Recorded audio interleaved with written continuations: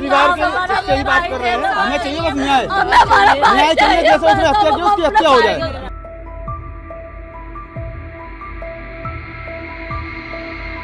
दिल्ली में तो बदमाशों का राज है, अपराधियों का राज है, जो खुलेआम गुंडागर्दी कर रहे हैं, क्योंकि उनको पता है कि पुलिस उनको कुछ नहीं बिगाड़ पाएगी।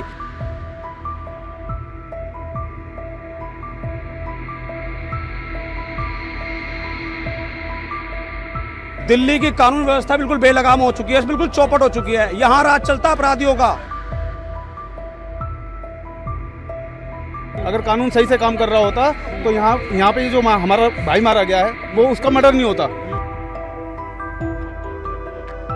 भाजपा वाले से वीडियो बनाते हैं उनके नेता, उनके मंत्री, उनकी मुख्यमंत्री कमिश्नर को गुलदस्ता ले रही है, और दिल्ली पुलिस का जो कमिश्नर है, कानून पे कोई लगाम नहीं है।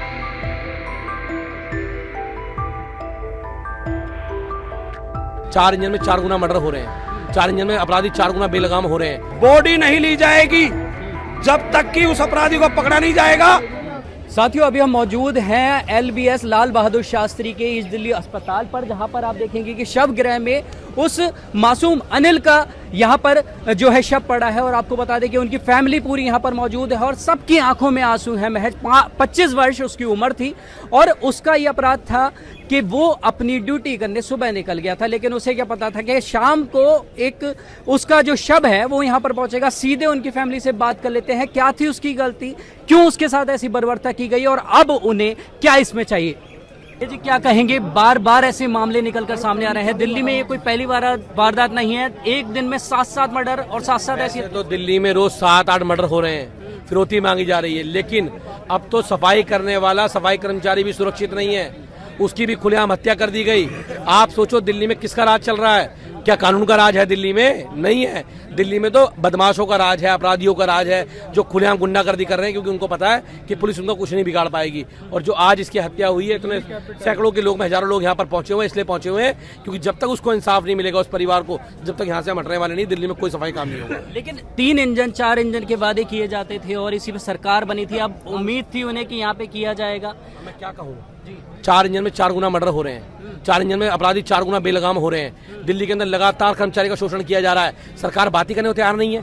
अब सोचो ना, 3 घंटे हो गए, 3 घंटे में सरकार का एक प्रतिनिधि, कोई मंत्री, कोई मेयर यहाँ पर नहीं पहुंचा। ये दिल्ली की सफाई करने वाले लोग हैं, दिल्ली की सफाई इनके कंधों के ऊपर है। आपके मेरे घर से निकला कूड़े को ये लोग उठाते हैं और इनसे बात करने तक भी नहीं पहुंचा। हम लोग हटने वाले नहीं है जब तक उसको न्याय नहीं मिलेगा। हम यहाँ बैठेंगे। सबसे बड़ी विडंबना ये आती है कि भारत की राजधानी है जो एक अपने लिए एक एग्जाम्पल सेट करती है लोगों के लिए। सबसे बड़ी बात ये भी आती है। क्या एग्जाम्पल कर रही है? आज तो एग्जाम्पल सेट हो रहे हैं कि दिल्ली में खुलेआम आपकी हत्या हो जाएगी, दिल्ली में आपका मर्डर हो जाएगा, कोई पूछने वाला नहीं है। क्राइम कैपिटल बन गई दिल्ली।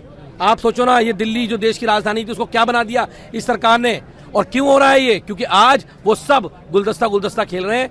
एक नीट का एग्जाम के ऊपर अगर वहां जनता में प्रोटेस्ट हुआ तो कमिश्नर को सस्पेंड कर दिया गया, एक नया कमिश्नर लाया गया ताकि वो लाठी चला सके, आंसू गैस चलाया जा सके। अब एक ऐसा कमिश्नर भी तो लेके आओ जो अपराधी को जो बेलगाम अपराधी हैं इनको इन पे शिकंजा कस सके, इनमें डर बैठा सके। उसके लिए कब आएगा? नहीं आएगा उसके लिए, क्योंकि पूरी सरकार से मिली हुई है। भैया, एक बार फिर ऐसा दुखद एक मामला सामने आया है और ये कोई नया मामला नहीं है। जब ये पहली बार हुआ है, बार बार ऐसे मामले आ रहे हैं। एक दिन के अंदर 7-7 ऐसे मामले आ रहे हैं अब दिल्ली से निकलकर। क्या क्राइम कैपिटल में तब्दील होती जा रही है दिल्ली?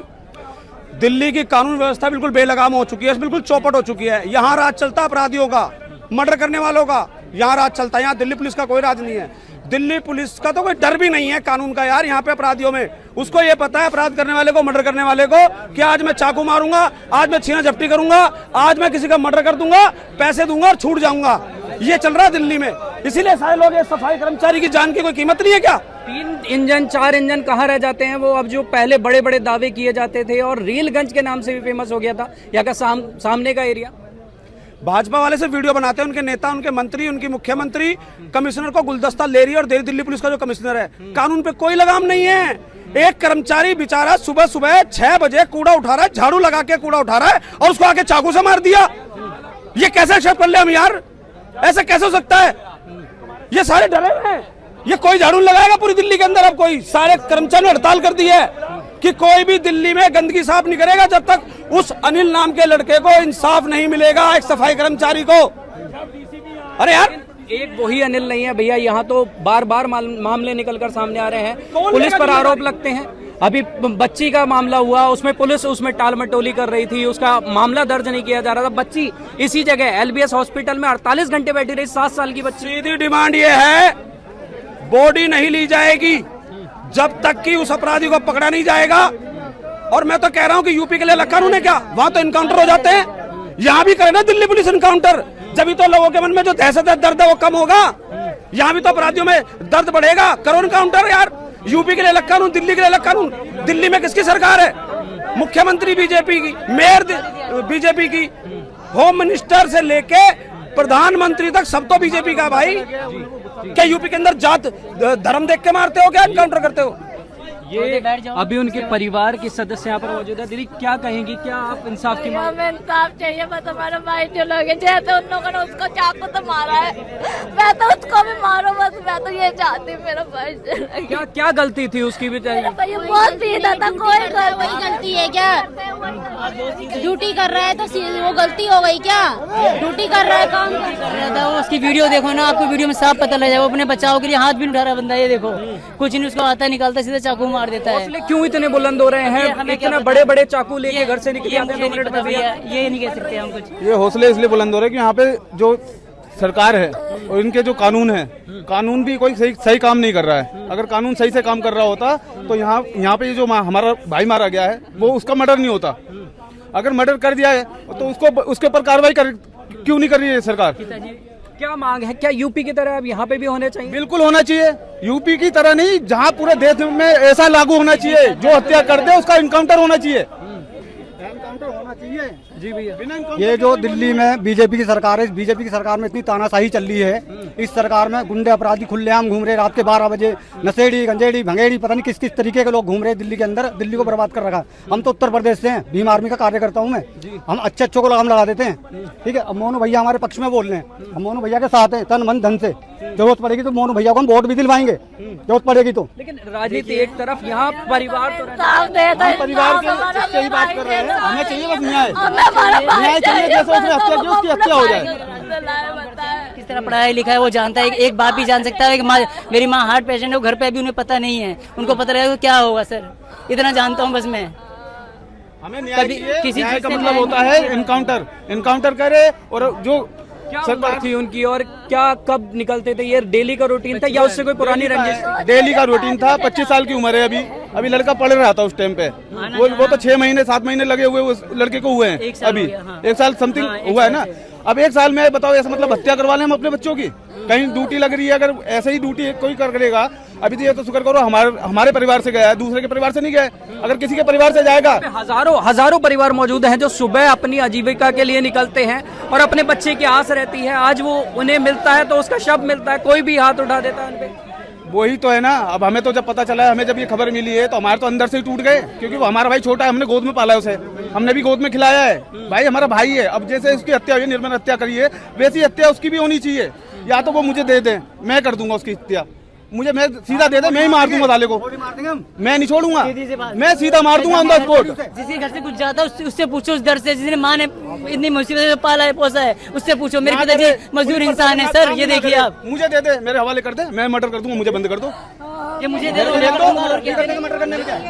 मेरे को दे दे, मैं मार दूंगा बस, अगर मिल गया तो अभी मार दूंगा। मैं अपने दाद को क्या जवाब दूं? कहाँ से ला के दूंगी मैं अपने दाद को? अभी मेरी माँ को पता नहीं है, मैं घर पे खराब हो रही है, ये आप देख खराब होगी सर, सभी की खराब होगी। हो सके तो मैं भी चला जाऊं, इसमें कोई वो देख नहीं है, लेकिन प्रशासन इतना सुन ले, मेरे भाई को न्याय चाहिए। हम लोग इसीलिए हैं बस। वो भाई किस तरह तड़पा है हम जानते हैं, उसको किस तरह हमारे अगर किसी रंजिश से बात अलग है। रंजिश सीधी ड्यूटी